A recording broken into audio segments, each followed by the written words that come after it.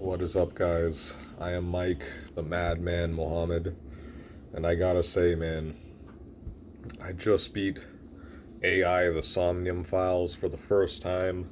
I played the game on Nintendo Switch, and man, I gotta talk about this game a bit. This game is an example to me of where the narrative is so good, it almost is the gameplay. Where there are puzzle elements and kind of like detective elements to the game, but for the most part, it kind of plays itself out like a book. You can base, most people would be able to solve the problems and the mysteries, I think, if they tried at it hard enough, maybe try some of the dream levels a few times. But generally, you should be able to beat it. Most people will be able to. And despite that, it felt like such a complete experience, such a ride from. It's like Kotaro Uchikoshi, he takes you up into the skies, into the AI clouds above us, into the deepest, darkest crevices of the human psyche, and then he brings us back to Earth by the end of it. Holy smokes, what a ride. I will not forget AI the Somnium Files for some time. This is the kind of game that deserves more support, that deserves more love. Kotaro Uchikoshi is a master of using storytelling elements that are kind of like so out of the ordinary and so like underused, things that kind of science fiction and fantasy concepts that are so like underused. The way he presents them is perfect. I want to make a spoiler video talking more in depth about the spoilers of this game because really there's so much to go into in terms of storytelling. I've seen people make a lot of like live streams of their playthroughs of the game, but not really too many like in-depth discussion of the spoilers because I think there's a lot to break down in terms of the actual conclusion of the story, some of the big reveals and twists that happened. Definitely a twisty turny story. um Kotaro Uchikoshi's games ever since Virtue's Last Reward have incorporated this concept of a flowchart where you can kind of easily flow from one point of the story to another. And the same thing is present here in terms of like it was explained in those games as being like something to do with morphogenetic fields and being able to send your consciousness through different points in space time and different parallel timelines, all this stuff. Really crazy sci fi stuff is explored in this game as well as those ones. I have to say, some of the dream sequences are really bizarre, and sometimes the solutions are so counterintuitive. Like, I can definitely see the appeal of it. There's a lot of humor that happens in the dream, a lot of unexpected things that are kind of fun that happen in the dreams. If I had to give a definitive statement, though, I would say that I preferred the more the more logical, rational based kind of puzzles that were present in the Zero Escape series, 999, Virtue's Last Reward, Zero Time Dilemma. Those games had much more logical, deductive reasoning, investigative reasoning kind of puzzles. With AI, the Somnium Files, a lot of the time you can get away with just trial and error and just. Sometimes what you have to do does involve reasoning and does involve paying attention to hints the game gives you, but the solution at times can be just something so random. Like you'll do one little action that then leads into a series of things that you most likely could not have predicted happening that happen because it's a dream and the logic of the dream is different from reality.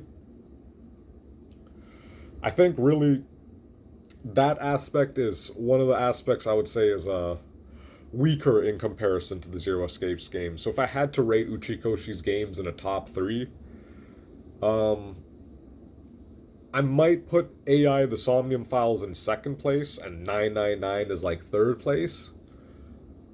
And I might put like I'd probably put Virtue's Last Reward as my favorite Uchikoshi game still. I still remember that having the most like fascinating twists, the most mind fuck moments, I think.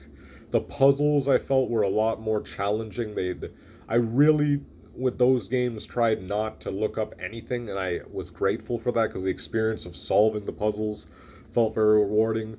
In this game, I would say the aspect of solving puzzles doesn't feel as rewarding because it's such craziness. It like oftentimes it might have to do with the psyche of the person whose dream you're entering. But again, the dream logic is very non sequitur, very different from Zero Escape, but still enjoyable for what it's worth.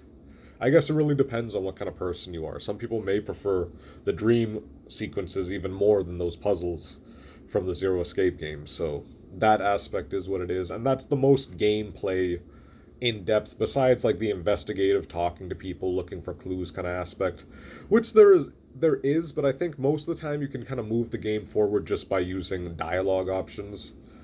So, in the beginning, I was kind of clicking every single thing, and by the middle and near end of the game, I was mostly just talking to people. Because there are occasionally jokes to find by clicking on objects in the game, which is really nice that all that stuff is there.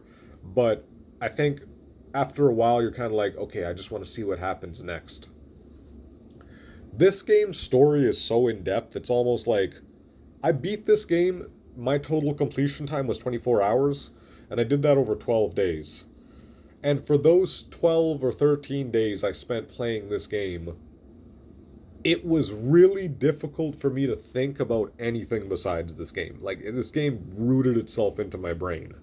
Much like the sync device itself rooting its nanotechnology through your eyes into your fucking brain. I was considering popping my eye out of my socket for this video, but I thought that might be a bit much. Everything in this game has to do with your eyes and people's eyes being removed. So the violence level is pretty surprising at times. It's an M-rated game, and the violence is there for sure. Not so much of sexual aspects, just like violence, I would say, in this game. Any kind of girly, like, sexual stuff is just like kind of a joke, or it's not played up for that much. There's a few dance sequences, but that's it. But yeah, the whole process of beating this game and resolving it, it feels like a big weight off my shoulder, really, because now I can kind of move on from this game. I don't have to think about it anymore. It's like, okay, it's been solved. I can like play other games now because I completely stopped playing everything. I stopped playing Fire Emblem. I stopped playing Smash. I stopped playing Astral Chain. I stopped playing anything except AI, the Somnium files. And now I've finally completed it. And it's like almost like, wow, that was a great experience, but at the same time I'm like, okay, I'm ready to like move on with my life now and stop thinking about this game and just push that game aside. So great when you have a game like that that delivers such an in-depth, like fascinating narrative that you can get completely caught up in it. But at the same time, these kind of games, I feel like you can almost get too caught up with it, like especially when it's written to be so mysterious and have so many unexpected twists in it in terms of the way the story is presented. Very original storytelling from Kotaro Uchikoshi. This man doesn't get enough praise. This game should be nominated for an award for Best Written Video Game of the Year, or something like that. But I know, of course, I know this is the same year Death Stranding is coming. There's actually a nice little homage to Kojima in the game. At one point, they're like, the director Kojima, that guy's showing up, but it's just a little joke. Lots of little jokes thrown in here and there into the game. All that stuff is fantastic, and the resolution feels very satisfying, I think, in the end. The characters feel very likable for the...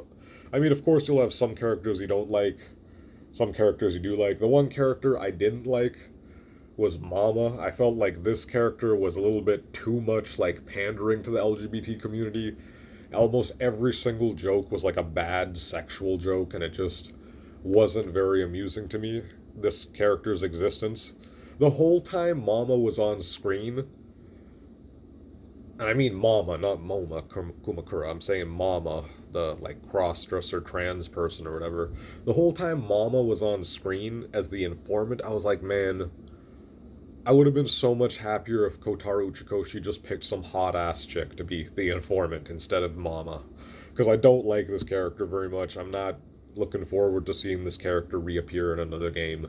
Moma Kumakura, however, This man can be in every Uchikoshi game from now on. Moma Kumakura was fucking hilarious. This guy was awesome. The Yakuza boss is the best character, or is the most morally grounded character in the game, incidentally. Spoilers, sorry about that. But yeah, like, well, everyone, it really depends, man. I mean, Iris, I kind of liked her. Ota is fucking hilarious as the NEET you love to hate, the fucking otaku nerd you love to hate. Aiba is the perfect character. Aiba is definitely best girl. Aiba and Date can show up in any Uchikoshi game from now on. I'm perfectly fine with them being protagonists and or just being guest characters in the next Kotaro Uchi games. I love those two characters. I would definitely be happy to see another game with them, but at the same time, I sort of feel like for the most part, the whole story with Date and Aiba is mostly completed in this game. Although the possibility for them to be in a future game is there as well, and that I mean I guess that's almost spoilers, but it's not quite because there's timelines in this game where all sorts of shit happens. So again, that is what it is. So we don't know what timeline the next game could be set in, right? It could be in even the bad ones, possibly. But yeah, anyways, I think that's mostly my review of AI the Somnium Files. Go out, play this game, show some love for this game. This game deserves it. I'm Mike Muhammad. Thank you for watching this video. Like and subscribe for more videos like this, and I'll see you guys next time.